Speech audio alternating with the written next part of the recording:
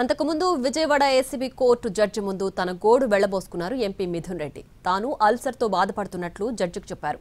జైల్లోనే మెడిసిన్ వాడుతున్నానని అన్నారు. భోజనం ఒక పూట మాత్రమే ఇంటి నుంచి అనుమతిస్తున్నారని, సాయంత్రం 6 గంటలకు డిన్నర్ అని భోజనం పెడుతున్నారని చెప్పారు. మధ్యంతర బెయిల్ పిటిషన్ దాఖలు చేస్తామని కోర్టుకు తెలిపారు Mithun Reddy lawyer. Regular bail పిటిషన్కు సంబంధించి ఇంకా కౌంటర్ దాఖలు చేయలేదన్నారు.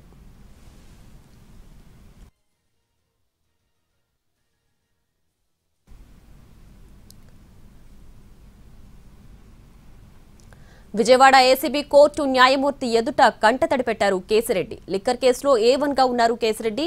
తనకు సంబంధం లేకపోయినా 11 కోట్లు తనవే అని సిట్ లింకులు పెడుతోందని అన్నారు. 11 కోట్ల నగదుపై ఉన్న నంబర్స్ రికార్డ్ చేయాలని న్యాయమూర్తిని కోరారు కేసిరెడ్డి.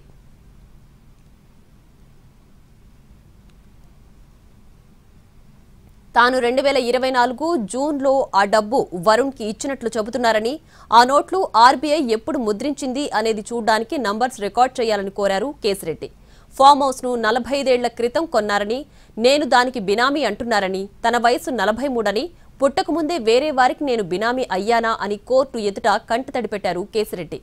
11 కోట్ల రూపాయల నగదు బాక్సులు తానే అందించినట్లు చెబుతున్నారని, ఫింగర్ ప్రింట్స్ ఉండాలి కదా అని దాన్ని పరిశీలించాలని కోరారు.